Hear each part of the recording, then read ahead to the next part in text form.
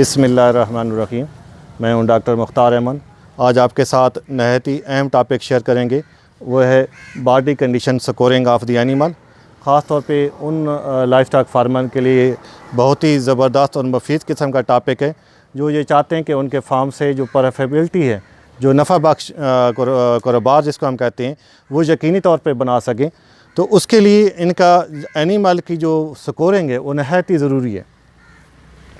पहले मैं आपको ये बताना चाहूँगा कि इससे मुराद क्या है। इससे मुराद ये है कि हम इससे एनिमल का जो फैट रिजर्वायर है या एनर्जी रिजर्वायर है उसको चेक करते हैं, और हम ये इसकी बुनियाद पे ये बता सकते हैं कि इस एनिमल की जो प्रोडक्शन कैसी रहेगी, मिल्क प्रोडक्शन, और इसी तरह हम ये जज कर सकते हैं कि इसकी जो रिप्रोडक्टिव परफॉर्मेंस है वो कैसे रहेगी।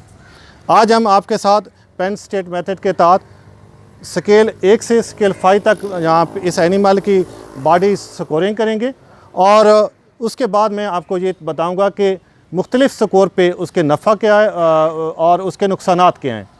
तो सबसे पहले मैं आपको इसकी बॉडी स्कोरिंग बताने के लिए कुछ पॉइंट बताना चाहूँगा जिसको देख के हम ये बॉडी स्कोरिंग करते हैं। ये आप देख रहे हैं, ये हुक्स हैं, हम इनको देखेंगे, और ये जो एंगल बन रहा है हुक्स, ये थ्रॉल है और यहाँ पे ये पिन है, ये जो बोन है इसको पिन कहते हैं। पिन, थ्रॉल और हुक के दरमियान जो एंगल बनता है इसको हम देखेंगे। इसी तरह जो ये सैक्रल लिगामेंट है इनको देखेंगे, और इसके बाद जो टेल लिगामेंट है, टेल हेड लिगामेंट है, इसको हम देखेंगे, और फाइनली हम शॉर्ट रिब्स को देखेंगे। और तो बॉडी स्कोरिंग के लिए जो सबसे पहले जो बुनियादी तौर पे काम किया जाता है वो हमें ये देखना होता है कि आया जो एनिमल का बॉडी स्कोर है, अगर हम स्कोर 5 तक बात करते हैं तो सबसे पहले हम ये देखते हैं ये जो एनिमल के बॉडी स्कोर है वो 3 है या 3 से ज़्यादा है या 3 से कम है। तो उसके लिए ये जो एंगल है ये बुनियादी रोल अदा करता है।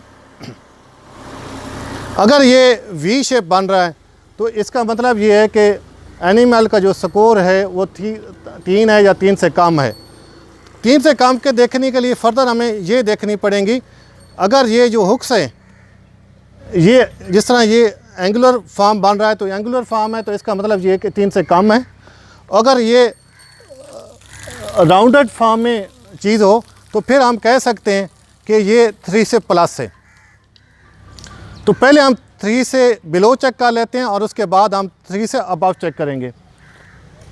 तो अगले स्टेप पे हम जो बैक साइड पे आके हमने ये देखना होता है कि इसके जो पिन बोन है, अगर इस पे फैट नज़र आ रही है तो इसका मतलब ये है कि ये 2.75 है। अगर फैट नज़र नहीं आ रही तो 2.5 है। फिर इसके बाद हम इसी को पल्पेट कर देते हैं, मतलब इसको टच करते हैं। अगर हाथ से टच करते हैं यहाँ पे फैट फील होती है तो इसका मतलब है कि ये 2.5 है। अगर फैट महसूस नहीं होती तो इसका मतलब 2.25 है। 2.25 से आगे फर्दर देखने के लिए हम यहाँ बैक साइड पे आके हम ये देखते हैं कि जो शार्ट रिब्स हैं और स्पाइन के साथ ये देखना होता है कि जो रीढ़ की हड्डी है इसके साथ हम अगर उसकी बात करते हैं, अगर यहाँ से शार्ट रिब्स जो हैं वो 1/2 तक नज़र आ रही हैं तो इसका मतलब ये 2.25 है, और 2.25 है। अगर 3/4 डिस्टेंस तक ये नज़र आती हैं शार्ट रिब तो इसका मतलब ये है कि ये 2 है। और इसके अलावा फिर फर्दर अगले स्टेप पे हम जाके ये देखते हैं कि शार्ट रिब्स और स्पाइन का देखते हैं। तो शार्ट रिब्स अगर 3/4 हैं और साथ साथ ये जो शार्ट रिब्स का ये जो जिस तरह आप देख रहे हैं, अगर इस टाइप की कोई शेप बनी हुई है कि इंडिविजुअल नज़र आ रहे हैं जिसको हम कहते हैं शॉर्ट टूथ पोजीशन है, तो ये इस कंडीशन को ज़ाहिर करता है। ये 2 से बिलो यानी कि 1.75 तक है। तो 1.75 जो है उसको हम थिन बॉडी कंडीशन कहते हैं और एंटाई एमिसेटेड बॉडी होती है, और इसको मैं आगे फर्दर भी आपको बताऊंगा इसके क्या नुकसानात होते हैं। तो दोबारा हम आ जाते हैं कि 3 से प्लस हमने कैसे चेक करना है। तो 3 से प्लस हमने चेक करने के लिए सैक्रल लिगामेंट और टेल हेड लिगामेंट देखते हैं। अगर ये दोनों इजीली सीन है तो इसका मतलब ये इसकी जो बॉडी स्कोर है वो 3.25 है। अगर یہ جو سیکرل لیگمنٹ ہے یہ نظر آ رہا ہے اور یہ مشکل سے نظر آتا ہے، تو اس کا مطلب یہ ہے کہ یہ اس کو کہہ سکتے ہیں کہ یہ 3.5 ہے۔ اگر دونوں سیکرل لیگمنٹ اور ٹیل لیگمنٹ جو ہیں یہ دونوں نظر نہیں آتے آسانی سے، تو اس کا مطلب یہ اس کی جو کنڈیشن ہے وہ 3.75۔ اگر کسی صورت میں بھی نظر نہیں آتے یہ بھی، اور سیکرل لیگمنٹ بھی اور ٹیل لیگمنٹ بھی، تو اس کا مطلب یہ اس کی جو باڈی سکور ہے وہ 4 ہے۔ اور 4 سے پلس دیکھنے کی بات کریں گے تو یہ جتنی بھی بورڈ ہیں جس کی ہم بات کر رہے تھے، پن ہے، تھرال ہے، اور یہ ہکس ہو گئیں، اور دوسری اوورآل اس کی کنڈیشن دیکھیں گے تو یہ بالکل جنوار جو ہے نا فیٹی ہوگا، اور یہ ایسی کنڈیشن جس کو ہم اوور فیٹ کہتے ہیں، اوور کنڈیشن کہتے ہیں۔ تو اب میں آپ کو مختصراً یہ بتانا چاہوں گا کہ جو سکیل ہوتا ہے 2 سے بلو یعنی کہ 1.75 تو یہ تھن باڈی کنڈیشن ہوتی ہے۔ ایسے جانور جو ہوتے ہیں یہ جب ان کی پارچوریشن کے قریب مختلف ڈیزیزوں کا شکار ہو جاتے ہیں، جس طرح میٹابولک ڈیزیز ہیں، فار ایگزامپل ستک کا شکار ہو جاتے ہیں، اور اس کے علاوہ ان کے جو ہیٹ میں آنے کے چانسز اور ان کے جو آگے کنسیو ہونے کے چانسز بڑے کم ہوتے ہیں، بلو 50% چانسز ہوتے ہیں کہ یہ کنسیو کر جائیں گے یا پریگننٹ ہو جائیں گے۔ اور فردر ان کا نقصان یہ ہوتا ہے ایسے جانوروں کا ڈرائی پیریڈ اور کاونگ انٹرول جو ہے وہ بہت زیادہ ہوتا ہے، جو کسی بھی فارمر کے لیے کوئی اچھی بات نہیں ہوتی ہے اس کے فارم کے لیے۔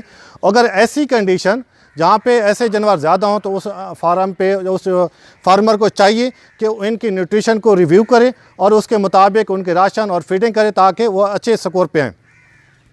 اسی طرح ہم جب بات کرتے ہیں 4 یا 4+ باڈی سکور کی، تو اس میں یہ ایسے جانور اس کو ہم کہتے ہیں کہ موٹاپے والے جانور ہیں، اور یہ بھی ان کے بھی ہیٹ میں آنے کے چانسز اور ٹھہرنے کے چانسز بالکل کم ہوتے ہیں، اور یہ بھی مختلف میٹابولک ڈیزیز کا شکار ہو جاتے ہیں، جس طرح ہم کہتے ہیں کہ فیٹی لیور کنڈیشن، اور جس میں ان کے گھٹنے جو پارچوریشن کے بعد یا پارچوریشن کے ٹائم گھٹنے سوج جاتے ہیں، اور ان کا جس لیور جو ہے ان کا بالکل سوجن کر جاتا ہے، تو مختلف بیماریوں کا یہ شکار رہتے ہیں۔ اور اس سے جو سب سے جو ان کا بڑا نقصان یہ کہ ایسے جانور جو 4+ جن کا باڈی سکور ہے یہ ہیٹ میں بڑے کام آتے ہیں، ان کا کنسیو کرنا بڑا مشکل ہو جاتا ہے، اور ان کا ڈرائی پیریڈ کہہ لیں، کاونگ انٹرول ہے، وہ بہت زیادہ ڈفرینٹ ہوتا ہے باقی جانوروں کی نسبت۔ یہاں پہ میں آپ کو یہ بھی بتانا چاہوں گا کہ مختلف سٹیجز پہ لیکٹیشن کے بھی ہمیں سکور چاہیے کتنا ہوتا ہے۔ اگر ہم بات کرتے ہیں کہ کاونگ ہے تو کاونگ کے ٹائم پہ یہ 2.5 سے 2.5 سے لے کے 3 تک ہمیں کاونگ پہ اس کا سکور چاہیے ہوتا ہے۔ اور اگر ہم بات کرتے ہیں کہ 60 days آفٹر پارچوریشن، تو اس ایسے اینیمل کو پارچوریشن کے بعد صرف ہاف سکیل جو ہے وہ لوز کرنا چاہیے۔ یہ 2 سے لے کے 2.5 تک سکور ہو سکتا ہے۔ اگر ہم بات کرتے ہیں کہ بیفور پارچوریشن کی، تو بیفور پارچوریشن 100 days بیفور پارچوریشن ان کا جو سکور ہونا چاہیے 2.5 سے لے کے 3 تک۔ تو ہمیں اپنے اینیمل کو اپنے فارم پہ اس کی ضرورت کے مطابق باڈی سکور کو ایڈجسٹ کرنا ہے۔ اور ایڈجسٹ کیسے ہوگا؟ ان کی پراپر فیڈنگ اور نیوٹریشن کے ذریعے، پراپر راشن کے ذریعے، اور ان کی ضرورت کے مطابق۔ اس سے پھر ان کی ریپروڈکٹیو پرفارمنس بھی اچھی ہوگی، ان کی ملک پروڈکشن بھی ہم بہتر بنا سکتے ہیں، اور اپنے فارم کی جو پروفیٹیبلٹی ہے، جو نفع ہے، اس کو یقینی بنا سکتے ہیں۔ تو آپ یاد رکھیں کہ جو بھی سکور کرنے والا اس کو جو ایکسپرٹ ہے وہ یہی بار روٹین میں آپ کے جانوروں کی سکورنگ کرے، اور ہمیشہ سکورنگ جو ہے نا وہ رائٹ سائڈ سے کی جاتی ہے۔ لیفٹ سائڈ پہ اوور فیڈ ہوتا ہے تو یہاں پہ تھوڑی سی غلطی کی گنجائش ہو جاتی ہے کہ ہم صحیح سکورنگ اس اینیمل کی نہیں کر سکتے۔ تو آپ جب اس کو متواتر کرتے رہیں گے، روٹین میں کرتے رہیں گے، اور اپنے جانوروں پہ آپ کی نظر ہوگی، تو اس میں آپ کے جو فارم کی ہے اس سے بہتر آپ پروڈکشن بھی لے سکتے ہیں، اور ان کے ریپروڈکٹیو پرفارمنس کو اس کو بھی بہتر بنا سکتے ہیں۔ آپ یہ جانور دیکھ سکتے ہیں ماشاءاللہ اچھی کنڈیشن میں ہے۔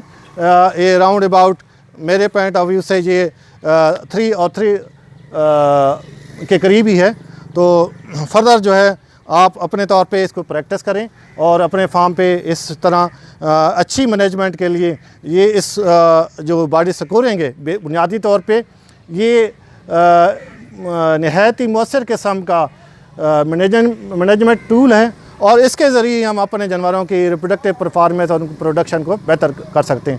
شکریہ، اللہ حافظ۔